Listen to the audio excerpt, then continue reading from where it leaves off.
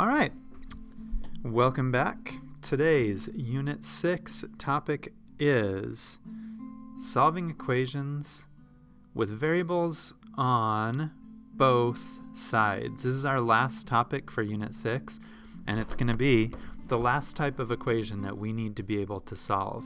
And that would be equations that have variables on both sides of the equal sign. Both sides, yep, both sides. It might look something like this. 12n plus 17 equals 8n plus 21. And if you notice, you've got 12n on the left side of the equal, and you've got 8n on the right side. So, how do you handle an equation like this? Especially considering the fact that our goal when we're solving an equation is to get that variable by itself, right? We're trying to get n by itself here, but the question is, which one? Am I going to try to get the n with the 12n by itself, or am I going to try to get the n with the 8n by itself? And then what happens to the other n? Well, we're going to answer all those questions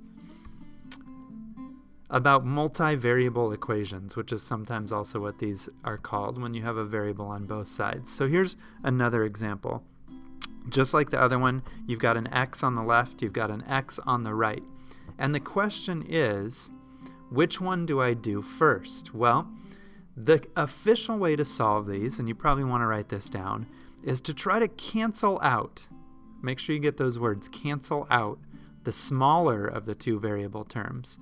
So, the two variable terms here are 5x and 13x, and we're going to try to cancel one of them out.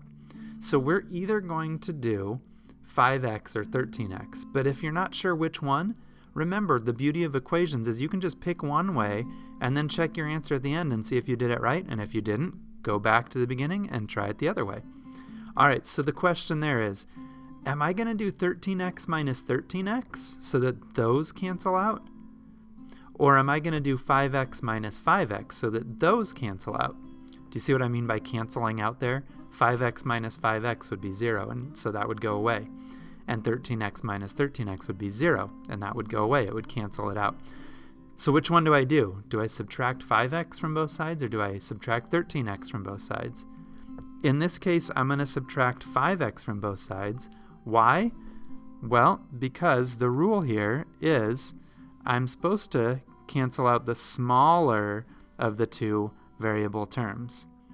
And so 5x is smaller than 13x, and so that's what I would do on this problem. All right, basically we want the thing to come out positive. Here's what I mean. If you take this equation and you subtract 13x so that 13x minus 13x cancels, what's going to happen when you do 5x minus 13x? Well, you'd get negative 8x. And we would rather not have a negative.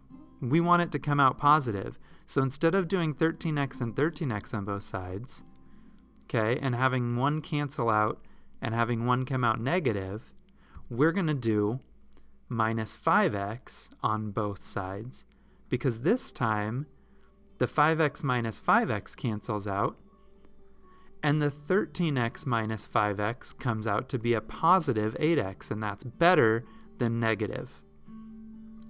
Hopefully that makes sense. Let me kind of show you what would happen on this equation. Oops. I messed up there. Let me get back to... Here we go. Okay, let me show you what would happen on this equation. If we were writing this one out, we would subtract 5x so that that cancels, and we would have to balance this by subtracting 5x on the left side and the right side, right?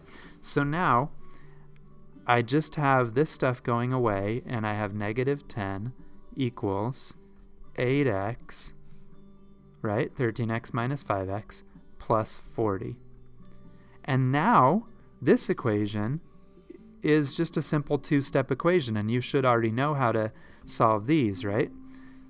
You would subtract 40 from both sides, right? Those would cancel. You'd have 8x equals negative 50, and you divide by 8, and you would get your answer. All right, so let's look at,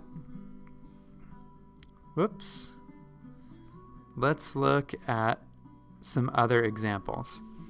All right, sorry about those technical difficulties. Here we go. I don't want you to solve this equation. I just want you to look at it and see if you can figure out what would the first step be. Well, the first step should be to subtract 3x from both sides. Why? Because if you did that, 3x minus 3x will cancel out, and 17x minus 3x will give you a positive 14x. And then we would just have a simple two-step equation to solve after that. Okay, let's try another one. What if you had 5x plus 3 equals 15 minus 6x? What would your first step be?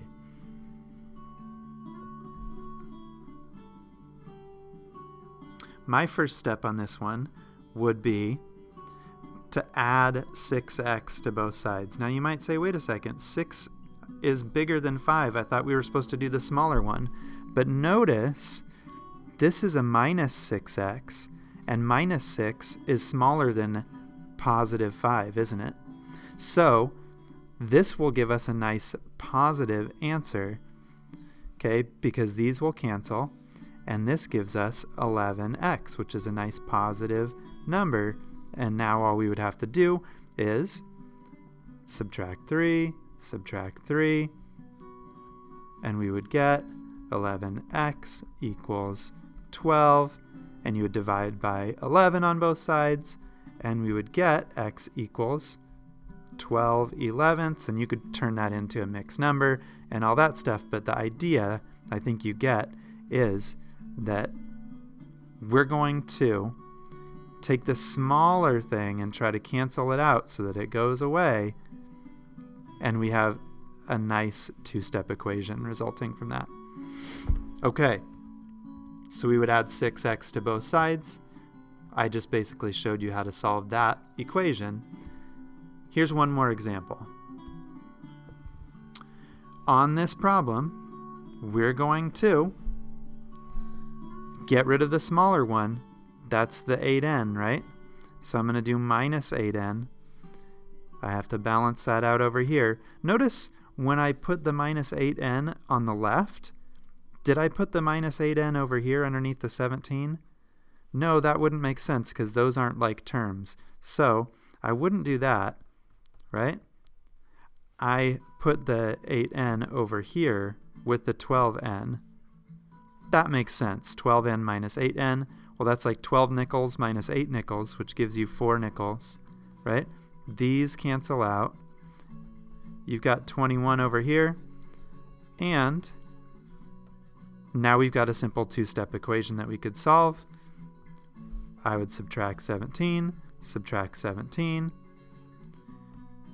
I now have 4n equals 4, and you would divide both sides by 4, and I think you can probably see here that your solution would be n equals 1. Now, what if I wanted to plug that back in to check my answer?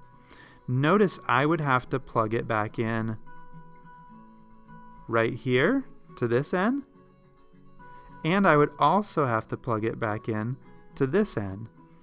And take a second and see if you think that would work.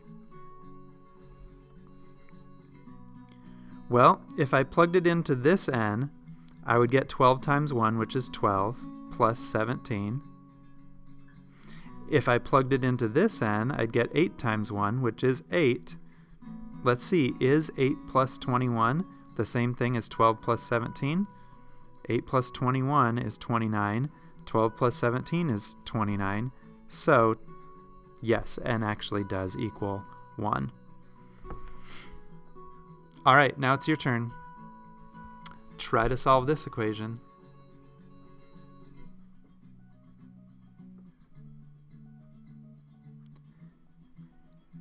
And of course, I've got a second practice problem for you as well. This one's a little bit more challenging, but I think you can handle it. And remember, if you're a little confused, just try something and then check your answer at the end. And if it didn't work out, try something else. Mathematical perseverance. Yay. All right, once you've got those two example problems, Done. We'll check those in class next time I see you. Thanks a lot. See you later.